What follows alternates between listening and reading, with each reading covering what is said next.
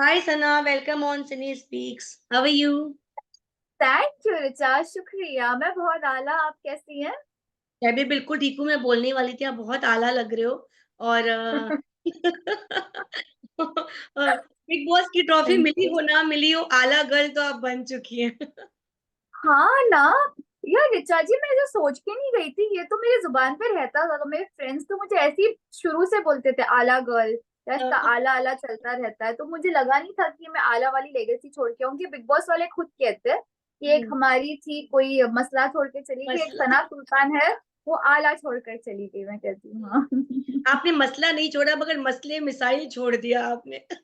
हाँ, वो मेरा लफ्ज है ना। मतलब ये मेरा अंदाज है बोलने का। करेक्ट, मसले मसाइल। हाँ, बट वी लव्ड यू। मतलब आप जितना भी रहे ना सना, बिल्कुल ऑनेस्ट रहे, बिल्कुल ओरिजिनल रहे। हमने आपको सीरियसली, मतलब आप सामने हो इसलिए नहीं बोल रहे, वी आर मीडिया, हम लोग ब्लंटली बोल सकते हैं, we have the right. True. Very but true. आप डे वन से जब तक आप नहीं निकले, आप सेम रहे। आपने दोस्ती को बहुत वैल्यू दी, रादर देन खुद का जो सेल्फिशनेस थी, जैसा कि मकबूल मैडम कहती हैं कि I am the selfish girl. तो आप वैसी नहीं रही, आपने दोस्तों के लिए खेला। कैसी फीलिंग आई सना? ये ऋचा जी, आपने सच में बहुत तफसील से देखा है ये चीज। इसका मतलब ये कि आपने बारीकी से देखा है। हाँ, मैं ऐसी मेरी रियल जिंदगी में हूँ। और मैं भी कोई सोच के नहीं गई थी कि मैं दोस्त बनाऊंगी। ये बहुत ऑर्गेनिक चीज होती है। आप अगर कुछ सोच के जा रहे हो तो प्लान्ड होता है कि अच्छा मुझे ये करना। मुझे तो पता भी नहीं था कौन कौन आ रहा है। सिर्फ मुझे बड़ा पाव गर्ल पता थी। पर जैसे मैं घर के अंदर गई, होता है ना एक नेचुरल इंस्टिंक्ट की, यार इसके साथ मेरी वाइब बैठ रही है, एक ऑर्गेनिक फ्रेंडशिप हो रही है। तो वो चीज मुझे महसूस हुई साई के तो ना नेसी दोनों के साथ।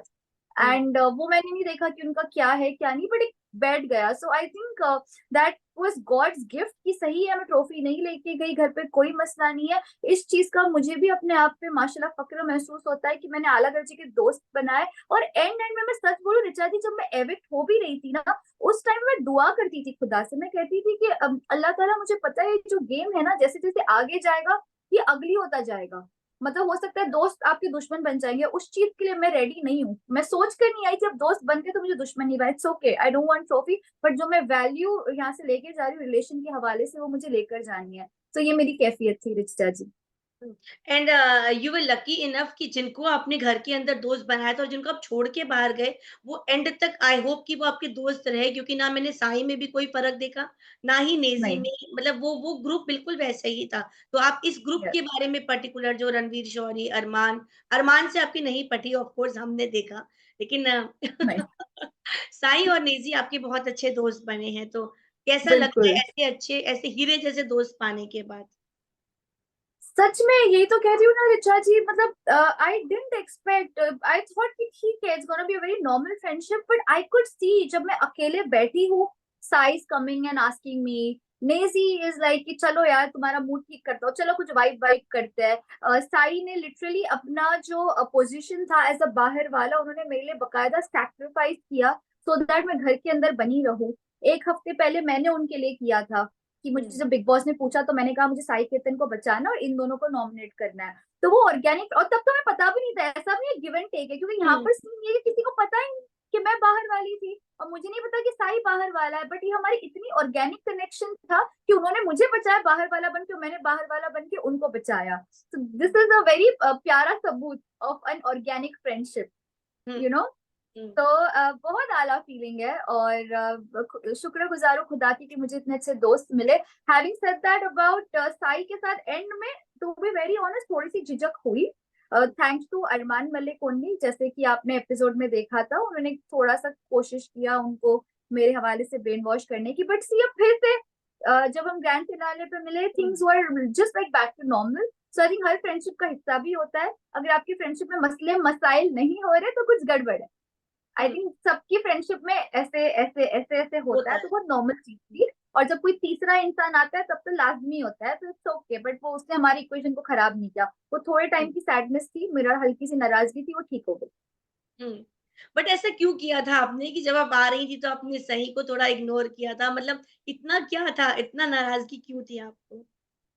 ऋचा जी देखो, इसीलिए मैंने कहा ना कि एंड में क्या ये क्यों हुआ, बिकॉज ऑफ दिस ओनली। मैं उनको मुसलसल कहती थी कि साई ये जो अरमान है, ये आपको मेरे अगेंस्ट भड़का रहा है, ब्रेन वॉश कर रहा है। और कोई मुसलसल आपको कुछ बोलेगा ना चाहते भी, वो आपके हो जहन में जाता है। चीज बैठ जाएगी। और हुँ, वो बोल रहा है, और ऐसा भी नहीं मेरे पास सबूत था, बट मेरा इंट्यूशन बहुत स्ट्रांग था कि ये चीज हो रही है। जब मैंने बाहर आके वो वीडियो देखा किचन वाला, तब वो मुझे कंफर्म हुआ कि देखा जो मैं बोल रही थी वो बेशक हुआ है।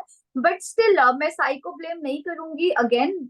इट्स जस्ट दैट जाने के टाइम पे मैं नाराज थी उनसे कि यार काश वो मेरी बात, जैसे वो टास्क भी हो रहा था सीसॉ वाला, वहां पर भी जब अरमान जी मेरे हवाले से वाहियात चीजें बोल रहे थे, पर्सनल रिमार्क्स पास कर रहे थे, तो वहां पर भी मैंने साई मुझे था कि यार साई काश मेरे लिए कुछ बोलते हैं। अच्छा, मैंने ये भी लोगों से सुना है कुछ कि यार तुम एक्सपेक्टेशन क्यों रख रही हो साई से, वो कि वो स्टैंड ले, ऐसे थोड़ी फ्रेंडशिप होती है।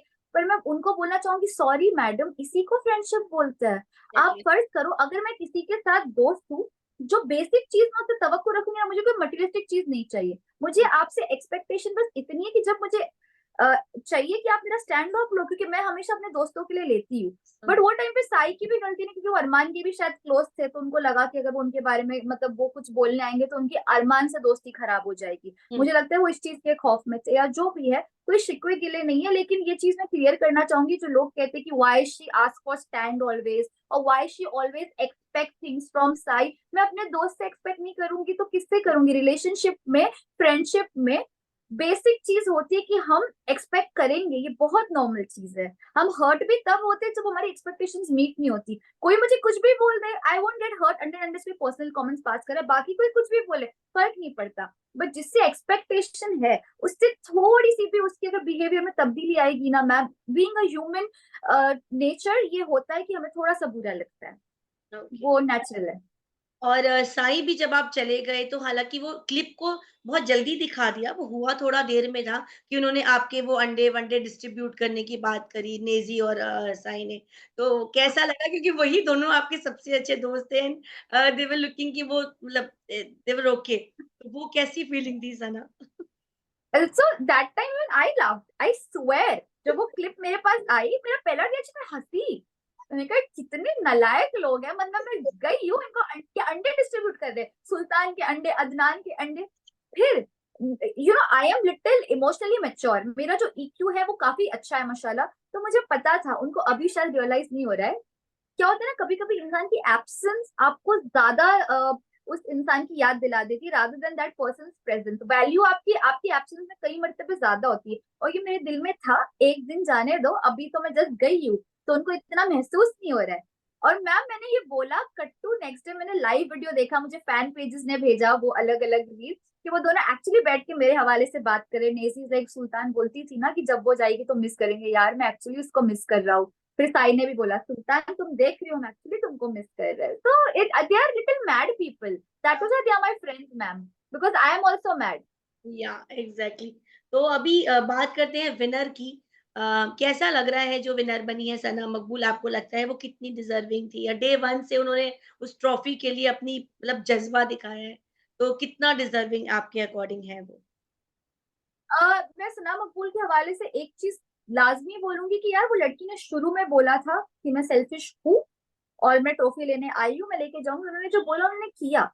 तो मुझे इस चीज में कोई भी इख्तिलाफ नहीं है सना मकबूल जी से कि यार उन्होंने बोला, उन्होंने किया। So she is a strong opinionated woman of her words, कि मैं जो, अब देखो, ऐसा नहीं कि वो ये बोलकर आई थी कि मैं फ्रेंड्स बनाने आई हूँ या मैं रिलेशनशिप को वैल्यू करती हूँ। वो जो उन्होंने बोला वो उन्होंने किया। So hmm, I am really very happy on her win and congratulation to her. उस दिन भी मैंने उनको किया। बट डेफिनेटली नेजी की हार का भी थोड़ा सा दुख है, नो लाइन, बिकॉज मुझे काफी उम्मीद थी कि वो जीतेंगे। बट उसके बाद में जब वो ग्रैंड फिनाले की नाइट गुजरी, जब इसके बारे में मैंने सोचा, मैंने कहा नहीं यार, जरूरी नहीं कि अगर नेजी अभी नहीं जीता है, असली मायने ये रखता है कि जिंदगी की रेस में कौन जीत रहा है, जिंदगी में कौन विन कर रहा है। और नेजी ने वो बखूबी किया। और अब हम इवेंट में गए थे, उसके लिए जो पब्लिक आई थी मैम, क्रेजी क्रेजी लोग थे, मतलब हुँ। इतने सारे लोग थे जब हम इवेंट पे गए थे। तो मैं समझ गई, जितना दिल जीतने का काम करना था ये करके आ गया। अब बेशक सब खुदा के भरोसे। तो या हुँ, बिल्कुल। और सना मकबूल की लड़ाई भी बहुत हुई। उन्होंने मतलब ऐसे बाहर लोग कह रहे हैं कि उन्होंने रणवीर शौरी की भी बहुत डिसरिस्पेक्ट की, यहाँ तक कि उन्होंने बिग बॉस से भी वो खाने वाली बात के लिए सॉरी नहीं फ़ील किया जब वो बाहर वाली बन के उन्होंने जब बता दिया था। तो ये इस बारे में आपका क्या कहना है कि क्या घर में ये झगड़े हो जाते हैं या फिर वो थोड़ा-सा ज़्यादा डिसरिस्पेक्टफुल हो चुकी थी? एक्चुअली मैम रणवीर जी का और सना मकबूल का शुरू से ही आपस में इख्तिलाफ था, उनके मसले मसाइल थे ही थे। बट जैसे जैसे वक्त गुजरता गया ना, it went on becoming worse. मतलब दोनों ने एक दूसरे के लिए माइंडसेट बिठा लिया था। आई जेन्युइनली विश कि काश वो एक दफे बैठ के बात करते कि यार एक्चुअली प्रॉब्लम क्या है, let's just solve it here and there. But I don't think दोनों में से किसी ने ये एक इनिशिएटिव लिया। बट अब जब उन्होंने नहीं लिया तो I know it's gonna get worst, कि जो इंसान को आप नापसंद करते हो, आप उसके सामने आप एज अ कॉम्पिटिटर खड़े हो, तो वो लाजमी चीजें होंगी। तो वो भी बोलते थे तो ये भी बोलती थी, तो दोनों ही उतने अग्रेसिव थे, दोनों ही उतने स्ट्रॉन्ग ओपिनियटेड थे। तो इसको मैं ईगो क्लैश, मेरी नजर में मैं इसको ईगो क्लैश मानती हूँ, तो उनका ईगो क्लैश होता था। तो आई थिंक दोनों ने इक्वली एक दूसरे को बोला है, तो ऐसा नहीं है कि एक यहाँ पे तो एक यहाँ पे, दोनों इक्वली है इस चीज में, जो कि ठीक है। तो उनका नेति की लैंग्वेज जो मांडवली है, मतलब दोनों एक दूसरे को बोलते हैं, तो हाँ। ओके, ज़्यादा टाइम नहीं लूँगी सना। पहले तो ये बताइए विशाल का जो केस है उसके बारे में भी बहुत सारी बात हुई थी जो कृतिका को लेके बोला गया था। आपके बहुत अच्छे दोस्त हैं विशाल और बीइंग वुमन आप बिल्कुल। कृतिका को कितना सपोर्ट किया आपने और आपको क्या लगा उन दौरान में कौन सही था और कौन गलत था?